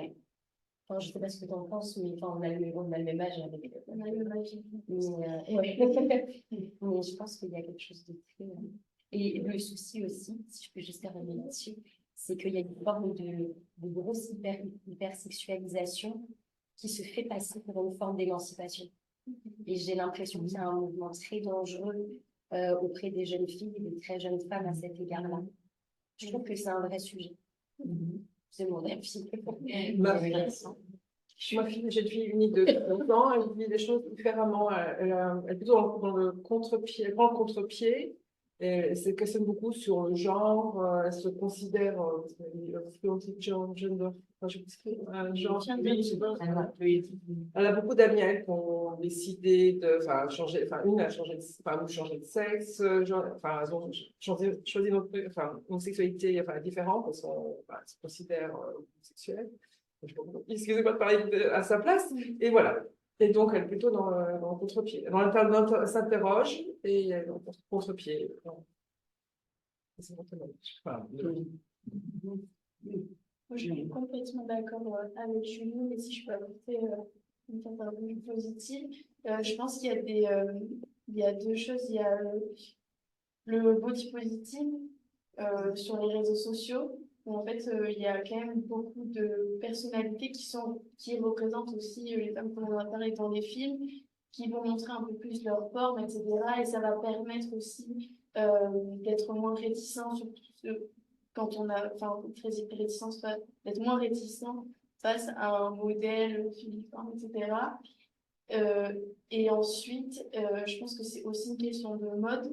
J'ai l'impression que la génération, la génération qui vient, là, qui est adolescente aujourd'hui, il y a cette coupe de pantalon aussi qui est très dévasée, etc. Il y a des manières de se mettre en avant qui sont donc différentes parce que les habits ne sont pas moulants. Mais c'est mon avis, mais j'ai l'impression qu'il y a aussi ce vécu-là où nous, enfin, je sais qu'au collège, on portait des leggings avec des crop tops. Vraiment, oui, de 16 ans. Oui, j'imagine, mais c'est vrai que chez les Parisiens, quand on voit les sorties de lycée, les filles sont avec des gros pulls, des gros, c'est aussi la mode en ce moment, et je pense que du coup, elles ont l'occasion de se définir d'une autre manière que par montrer ses formes. Moi, je sais qu'elle a double injonction. Moi, je vois ma petite fille qui a 16 ans et ses copines, elles ont le grand sweat de taille trop grande, très grande, et quand elles l'enlèvent, c'est-à-dire qu'elles sont les deux.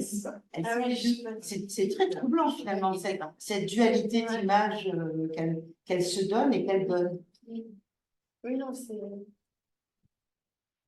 Les manches là, etc. Et après, j'ai l'impression qu'elle a un soutien de Je trouve à une époque, de ce que je peux en observer, en tout cas extrêmement intéressante, parce qu'on est autant dans une époque avec une Kardashian, voilà, où il y a des nanas extrêmement sexualisées comme ça, et en même temps une époque de rigorisme religieux. Voilà, on est vraiment dans un moment où, moi en tout cas, la lecture que j'ai en regardant Instagram et en regardant un peu ce qui se passe dehors, c'est une espèce de tout est possible. D'un extrême à l'autre. Voilà, et puis entre les deux, il y a toutes les couleurs voilà, qui s'expriment. Parce que c'est vrai que les jeunes femmes que je vois avec les pulls comme ça, quelquefois je me demande est-ce qu'elles se cachent pas? Est-ce qu'elles se protègent pas? Est-ce que c'est pas une protection comme des femmes qui peut-être portent le voile?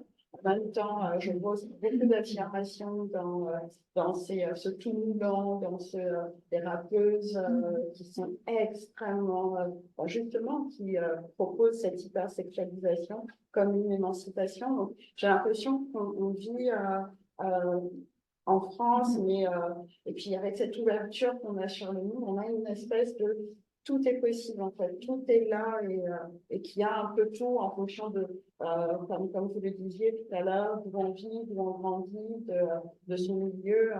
Voilà.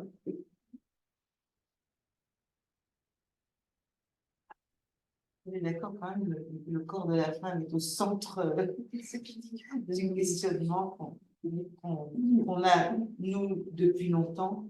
Puis c'est un commerce. Comment? C'est un commerce. On est quand même dans un... Ça représente une fortune en frais, en amincissant, en couleur, en fringues, en maquillage. C'est incroyable, c'est colossal. Ça ne peut pas s'arrêter. Il y a tellement de gens qui se font du fric avec ça.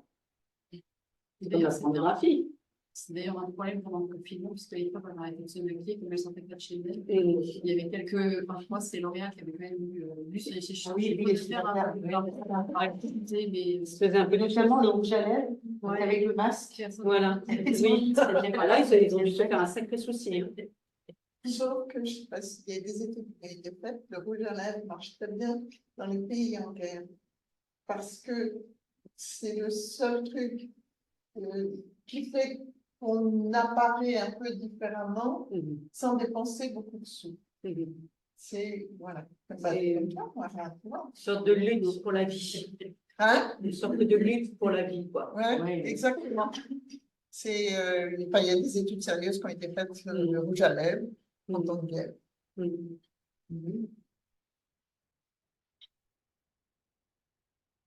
Parce qu'en plus, c'est pas cher. C'est moins cher les maquillages, je trouve ça cher quand même. Oui, non, mais d'accord. T'en as des moins chers. Oui. Bon. On termine sur le rouge à lèvres. Voilà. Ça a commencé sur ce petit coin, un truc dans le sac, ou je sais pas quoi, avec les sacs, et maintenant des jours de la lèvre. Voilà, on est indécrottable. Comment voulez-vous qu'on progresse? Bon, ben, on est très merci beaucoup.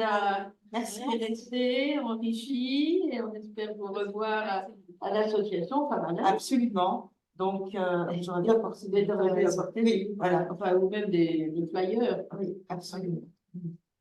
Et donc, Femmes à la Une, on va mettre des coordonnées peut-être sur le site de la Une. Je pense que c'est possible. Ouais. Nous réunissons une fois par mois un groupe de parole sur différents thèmes concernant le vieillissement. Enfin, oui, de gens qui parlent, c'est le vieillissement. La prochaine rencontre, c'est sur nous. Alors, nos mères, c'est les mères, mères, c'est mères, nos mères, nos mères et nos mères. et nos mères. Je veux dire, les deux On côtés. a compris. Parce que tout le monde n'est pas mère et tout le monde a eu une mère. Donc voilà. C'est sûr. Sinon, on avait commencé par le Plaire et se plaire. Plaire Et se plaire. Et la dernière fois, c'était que reste-t-il en moi de la jeune fille que j'ai été. C'était très drôle. On essaye de trouver des sujets comme ça. C'était très sympa comme séance et très. Voilà. Ça se passe ici? Non, ça se passe au Café de la Mairie à Saint-Sulpice. Ah ouais, Alors, la prochaine séance, c'est le 29 février. On peut mettre l'information sur. Parce que nous, on a un site en construction, donc. Est-ce que vous pouvez me l'envoyer, puis je ferai passer à toutes les personnes qui sont Voilà. ici, Ah ben voilà, très bien. Les personnes qui sont là, Moi, ça m'intéresse. qui sont inscrites normalement, donc oui, toutes les personnes, je leur mail. Parfait. Alors, on vous attend pour parler de nos mères et de nous mères. On peut continuer la discussion. On a préparé un petit pot. Les boissons arrivent derrière quelques chips. Donc, si vous souhaitez continuer la discussion aussi, vous êtes les bienvenus pour rester un petit peu. Merci. Merci beaucoup. Merci beaucoup les personnes qui nous ont suivis sur Zoom. Pardon, vous ne me voyez pas, mais merci de nous avoir suivis. Et puis, au prochain mardi de la clé. Merci à vous, bonne soirée. Au revoir. Merci. Merci, Patrick. Ciao, ciao. Bientôt. Au revoir, Françoise. Bonsoir. Au revoir.